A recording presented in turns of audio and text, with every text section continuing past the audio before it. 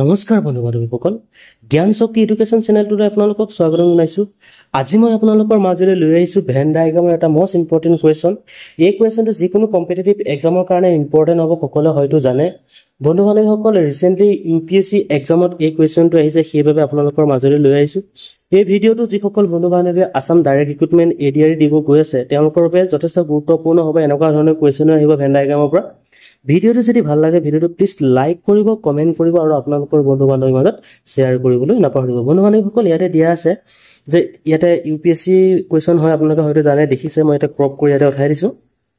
ইয়াতে চাব, in a examination 80% of student pass in English. কিমান কৰিছে? 80% ষ্টুডেণ্টে বন্ধু বান্ধৱীসকল কি কৰিছে? 80% ষ্টুডেণ্টে পাছ ইন ইংলিছ আৰু 70% ষ্টুডেণ্টে পাছ ইন হিন্দী। 15% ফেইল, মনত ৰাখিব ইয়াতে দিয়া আছে 15% ফেইল ইন বোথ ছাবজেক্ট। দুইটা ছাবজেক্টতো ফেইল কৰা পাৰ্চেণ্টেজ দিয়া আছে ইয়াত 15%। What is the percentage of student who fail in only one subject? Only one ছাবজেক্টত ফেইল হোৱাৰ কথা কৈছে। গতিকে কোনটো ছাবজেক্টত ফেইল হোৱাৰ কথা কৈছে সেইটো আমি হয়তো নাজানো। ঠিক আছে, ইয়াতে আমি ডায়েগ্ৰামটো বনাই লওঁ। ডায়েগ্ৰামটো চাব, ডায়েগ্ৰামটো এনেকৈ বনাই লৈছোঁ। ঠিক আছে, এইটো হ'ল আপোনাৰ ইংলিছ আৰু এইটো হ'ল আপোনাৰ হিন্দী।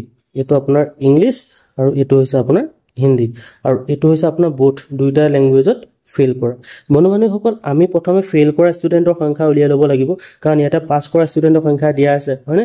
ইংলিছত পাছ কৰা সংখ্যা কিমান দিয়া আছে? 80% দিয়া আছে। গতিকে 100ৰ পৰা যদি 80% যায়, 100ৰ পৰা যদি 80% যায়, কিমান থাকিব? 20%। আৰু ছেম আপোনাৰ হিন্দীটো তেনেকৈ উলিয়াই ল'ব লাগিব। 70% দিয়া আছে, হয় নহয়? গতিকে আমি এইটো জানিব লাগিব যে 100ৰ পৰা যদি আমাৰ 70 যায়, কিমান হ'ব? আপোনাৰ 30% হ'ব, হয় নহয়? আৰু বোৰ্ডটোতো দিয়া আছে আপোনাৰ 15%, হয় নহয়? বোৰ্ডটো আপোনাৰ 15% দিয়া আছে।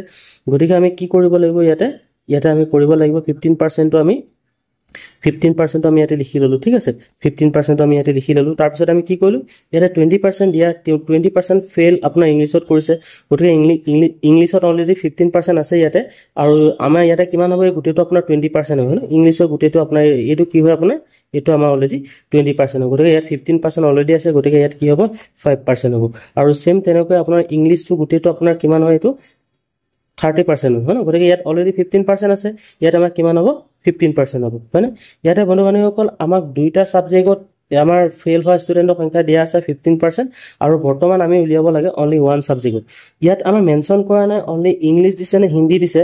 গতিকে আমি কি কৰিব লাগিব? ইংলিছ প্লাছ হিন্দী দুইটা ছাবজেক্ট আমি প্লাছ কৰি আমি এটা ছাবজেক্ট ধৰিব লাগিব।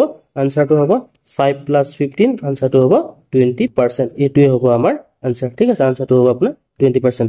ভিডিঅ'টো ইমানে আছিলে। ভিডিঅ'টো যদি ভাল লাগিলে, এনেকুৱা ধৰণৰ ভিডিঅ' পাবৰ কাৰণে আমাৰ চেনেলটো ছাবস্ক্ৰাইব কৰি ৰাখিব। পুনৰ লগ পোৱাৰ কাৰণে ধন্যবাদ। জয় আই অসম।